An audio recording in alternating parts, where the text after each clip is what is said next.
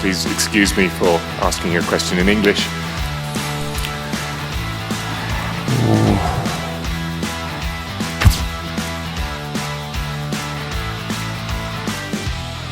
외신으로 옮겨 가서 우리 가운데 또 역시 또 앉으신 분, 예. Thank you. President Moon, good morning. Happy New Year. Please excuse me for asking you a question in English. When you met Kim Jong-un last year, did you have the chance to ask him how he would define the denuclearization of the Korean Peninsula and what obligation that might put on US forces and US strategic assets in the region? Thank you. 대통령님, 저는 사이먼 데니어 워싱턴 포스트 지국장입니다. 먼저 새해 복 많이 받으시고 또 제가 영어로 질문드리는 점 양해해 주시기 바랍니다. 작년에 대통령님께서 우리 김정은 위원장을 만나셨을 때 혹시 김정은 위원장이 한반도의 비핵화를 어떻게 정의하고 있는지 질의하실 그럴 기회가 있었는지 궁금합니다. 또한 김정은은 그렇다면 이 한반도의 비핵화가 이루어질 경우에 주한 미군이라든지 주한 미군이 보유하고 있는 전략 자산은 또 어떻게 되는 것인지에 대해서도 질의하실 기회가 있었는지 궁금합니다. 지금 우리 이제 미국 사회에서 북한과 오랜 기간 동안 적대와 불신의 시기가 있었고 또 북한과 여러 차례에 걸쳐서 비핵화의 합의가 있었지만 번번이 중간에 그 합의가 파탄났던 그런 경험들을 갖고 있어서 북한에 대한 그 불신이 아주 강하다는 것을 잘 알고 있습니다. 그래서 김정은이 비핵화를 말해도 이 비핵화가 미국이 말하는 CBID 그 비핵화하고는 말하자면 다를 것이다 라는 고 이제 믿지 못하는 그런 의견들이 많은 것으로 그렇게 알고 있는데, 일단 김정은은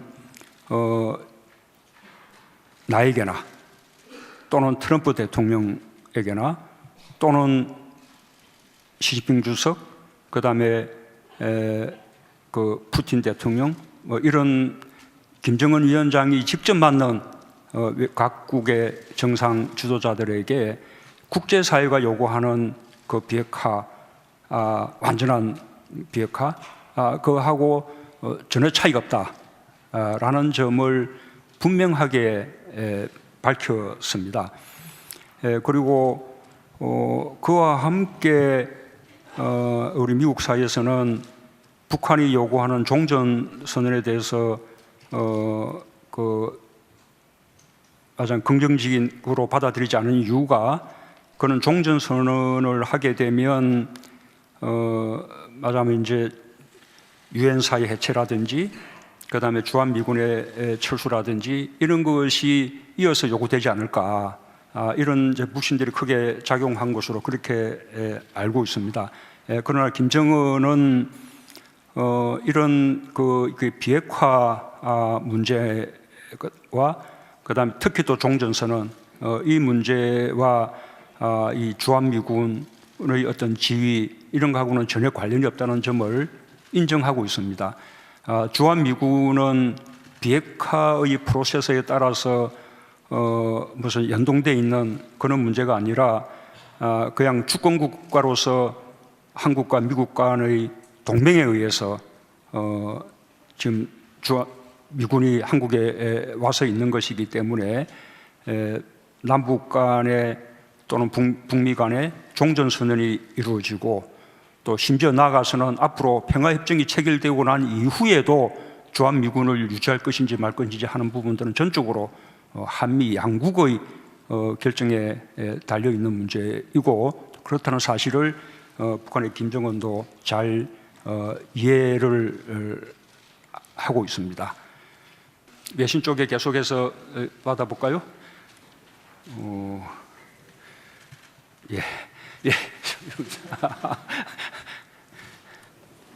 I'm Fei from People's Daily. Thank you for having me. In the past year, with the great efforts of Mr. President, a series of positive changes have taken place on the Korean Peninsula. China always supports the improvement of inter-Korean relations and welcomes the positive moves on the peninsula. So my question is, how would Mr. President evaluate China's role in promoting the peaceful settlement of the Korean Peninsula issue? Thank you. 안녕하십니까. 저는 마페이 인민일보 지국장입니다. 작년에 우리 문재인 대통령께서 기울여주신 노력 덕분에 한반도에는 여러 가지 긍정적인 변화들이 있었습니다. 그리고 또한 저희 중국은 늘 남북관계 개선 이런 노력들을 지지해 왔고 또한 한반도에서 긍정적인 분위기가 조성되는 데 있는 것을 또한 환영해 왔습니다. 따라서 저는 대통령님께서 한반도의 또 평화를 위한 노력을 기울여가는 가운데 있어서 중국의 역할에 대해 어떻게 평가하시는지 여쭙고 싶습니다. 예, 제가 아까 다른 기자님의 질문에 대해서도 그 질문 중에 그에 대한 답을 드렸는데 지금까지 중국은 그 한반도의 비핵화 그리고 또 남북 관계의 개선에 있어서 대단히 도움을 주는 아주 긍정적인 역할을 해왔다고 생각을 합니다. 그리고 또 아까 말씀드렸던 대로 이번에 김정은 위원장의 중국 방문은 바로 북미 정상 2차 북미 정상회담이 머지않았다라는 것을 보여주는 징후이기도 하고요. 그에 대한 준비 행위라고 생각합니다. 그런 과정에서 그 중국은 지속적으로 남북 회담에 대해서도 또 북미 회담에 대해서도 항상 긍정적인 역할을 해왔는데 이번에 김정은의 방문과 그걸 통해서 또 김정은 위원장과 시진핑 주석 간의 또 회담은 이어질 제2차 북미 정상회담의 성공을 위해서 아주 긍정적인 그런 그 역할을 하게 될 것이라고 그렇게 믿습니다. 예, 우리 잠깐 외신 마지막 한 번 더 한다 뒤로 가서 예, 우리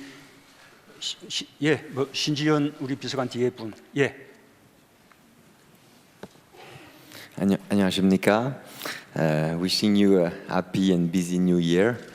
I'm Sébastien Faletti from Le Figaro.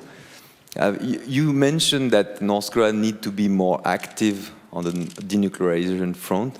Could you be a bit more specific on what North Korea should do in order to move the process forward? And when you said denuclearization, following up on my colleague question, do you think in the end, if denuclearization is achieved, that will include the withdrawal of US nuclear assets, let's say in Japan or in Guam, which are protecting South Korea? Thank you very much. 안녕하십니까. 저는 세바스찬 팔레티 르 피가로 특파원입니다. 대통령님 새해 복 많이 받으시기 바랍니다. 대통령님께서 북한이 비핵화 부분에 있어서 더욱 적극적인 조치를 취해야 한다고 그렇게 말씀을 하셨는데 좀 더 구체적으로 어떠한 조치를 취해야 하는지 말씀해 주시기를 바랍니다. 또한 이 비핵화가 결국에 종국에 달성될 경우에 앞서 저희 다른 기자가 또 질문하기도 했습니다만 괌과 또 일본 등지에 있는 주한미군의 그런 핵 자산들이 또한 철수하는 것을 의미하게 되는지 또한 여쭙고 싶습니다. 우선 이번 비핵화 과정은 과거에 몇 번 있었다가 실패했던 그 비핵화 과정하고는 좀 접근 방법이 많이 다릅니다.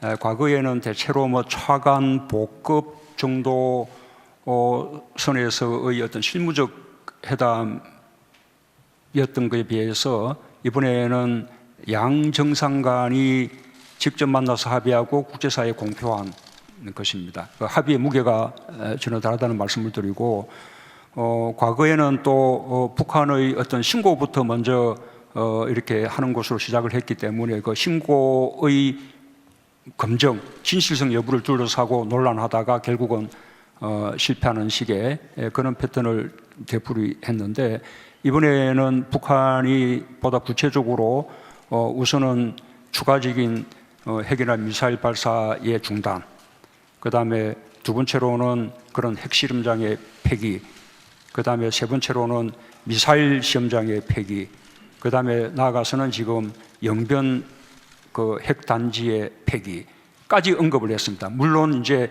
그 가운데 영변 외의 나머지 부분은 뭐 스스로 국적인 참관하여 하겠다고 약속을 했고, 그다음에 영변의 경우에는 미국의 상응 조치가 있을 경우라는 이제 단서를 이렇게 달았습니다. 이렇게 구체적으로 방금 말씀하신 그런 식의 비핵화 행동들 또는 이 ICBM이나 IRBM 그 미사일의 어떤 폐기라든지 또는 그에 대한 생산 라인의 그 폐기라든지 또는 나아가서는 또 다른 이제 또 뭐 핵단지들의 폐기라든지 그런 걸 통해서 미국의 상응 조치가 이루어지고 그다음에 그 상응 조치에 따라 신뢰가 깊어지면 그때는 전반적인 신고를 통해서 전체적인 비핵화에 나가고 이런 식의 프로세서들이 가능하다고 생각합니다. 이런 서로 가능한 프로세서를 놓고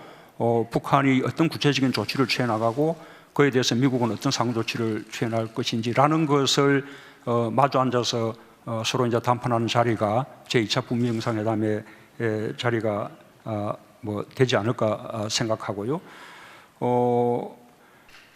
일단 지금 그 아까 제가 말씀드린 우리 주한미군이라든지 그다음에 또 미국이 괌이나 일본 등에 이렇게 배치하고 있는 여러 가지 이제 전략자산 것은 반드시 이것은 북한하고만 연계되어 있는 것이 아니고 동북아 전체의 뭐 안정과 어떤 그 평화를 위해서 이제 존재하는 것이기 때문에 아마도 그것이 북미 간의 비핵화 대화 속에 무슨 상응 조건으로 그렇게 연계될 가능성은 저는 높지 않다 그렇게 보고 있습니다.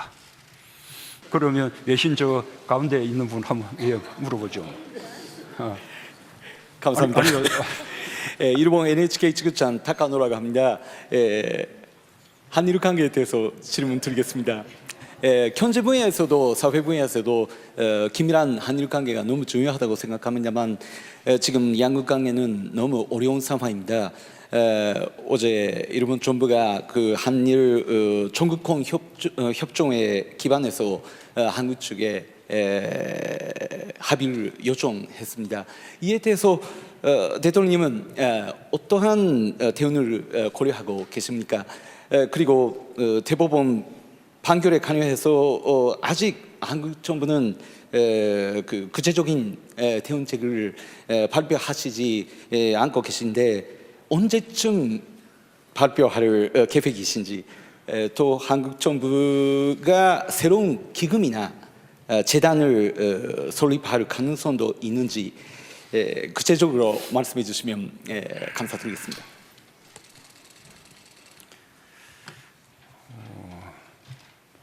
우선은 약간 조금 기본적인 이야기부터 하면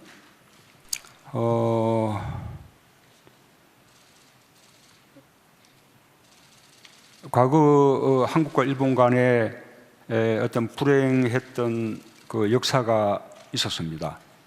35년 가량 지속된 그런 역사입니다. 그 역사 때문에 한국과 일본이 이 새로운 외교 관계를 수립하면서 한일 기본 협정을 체결했지만 그것으로 다 해결되지 않았다라고 여기는 그런 문제들이 아직도 조금씩 이어지고 있습니다. 이것은 한국 정부가 만들어낸 문제들이 아닙니다. 과거의 불행했던 그 오랜 역사 때문에 만들어지고 있는 문제입니다. 저는 일본 정부가 그에 대해서 조금 더 겸허한 입장을 가져야 한다고 봅니다. 한국 정부는 그럼에도 불구하고 그 문제는 그 문제대로 별개로 양국이 지혜를 모아서 해결하고 그것으로 인해서 미래지향적인 관계가 훼손되지 않도록 하자고 누누이 이야기를 하고 있습니다. 그러나 그런 문제에 대해서 일본의 정치인들 또 지도자들이 자꾸 그것을 이렇게 정치 쟁점화해서 문제를 더 이렇게 논란거리로 만들고 확산시켜 나가는 것은 저는 현명한 태도가 아니라고 생각합니다. 한국 대법원의 판결에 대해서 일본도 마찬가지고 한국도 마찬가지고 세계 모든 무명 선진국들이 다 마찬가지입니다. 상권 분립에 의해서 사법부의 판결에 정부가 관여할 수가 없습니다. 정부는 사법부의 판결에 대해서 존중해야 합니다. 일본도 마찬가지입니다. 일본이 한국 법원의 판결에 대해서 불만을 표시하실 수는 있습니다. 그러나 한국 정부로서는 한국 사법부 판결에 대해서 존중하는 입장을 가져야 되고, 일본도 기본적으로 불만이 있더라도 기본적으로 그 부분은 어쩔 수 없다라는 인식을 가져주어야 합니다.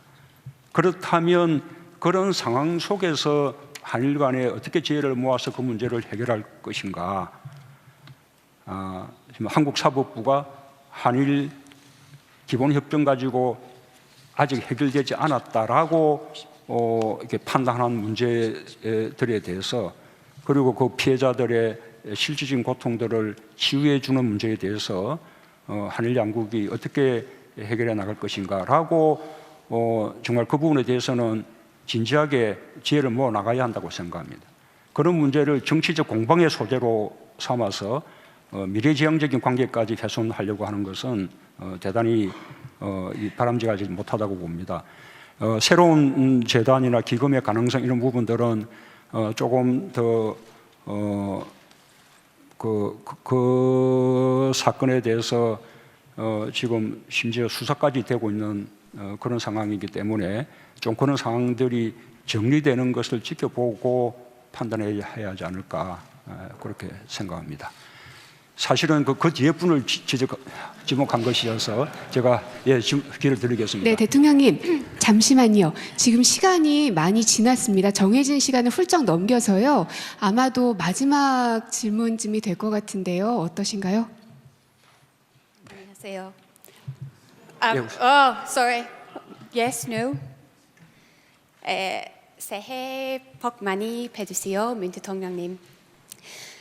작년은 우리 한국 여성들이 목소리를 높인 한 해였습니다.